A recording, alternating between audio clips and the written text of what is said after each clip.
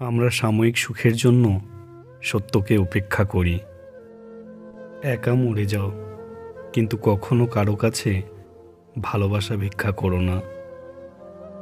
ভালোবাসার শাস্তি বড়ই ভয়ানক। মানুষ ক্ষণে ক্ষণে মরে, কিন্তু মৃত্যু আসে না। জীবন দুঃখের গল্প নয়। হয়তো আপনি একটি খারাপ অধ্যায়ের মধ্যে দিয়ে যাচ্ছেন। নিঃশ্বাসের শিকলকে জীবন নাম দিও না। কিছু মানুষ বেঁচে থেকেও মৃত। যে তোমার গুরুত্ব বুঝতে পারেনি, সে তোমার কথা আর অনুভূতি কিভাবে বুঝবে? জীবনে অনেক ভুল করেছি, কিন্তু শাস্তি পেয়েছি যেখানে আমি নির্দোষ ছিলাম।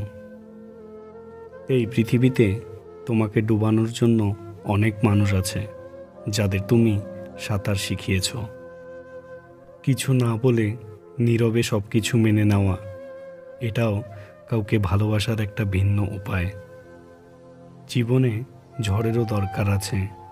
কার হাত কে ধরে, কে ছাড়ে, জানা যায়। জীবনে ভুল ধারণা থাকা ভুল করার চেয়ে বেশি বিপজ্জনক। পুরো শৈশব কেটেছে হাতের লেখার উন্নতিতে, আর জীবন কাটছে কিবোর্ডে। জীবনে কিছু অর্জন করতে চাইলে পথ বদলান, নিয়ত নয়। জীবন হলো এক স্বপ্ন থেকে অন্য স্বপ্নে ভ্রমণ।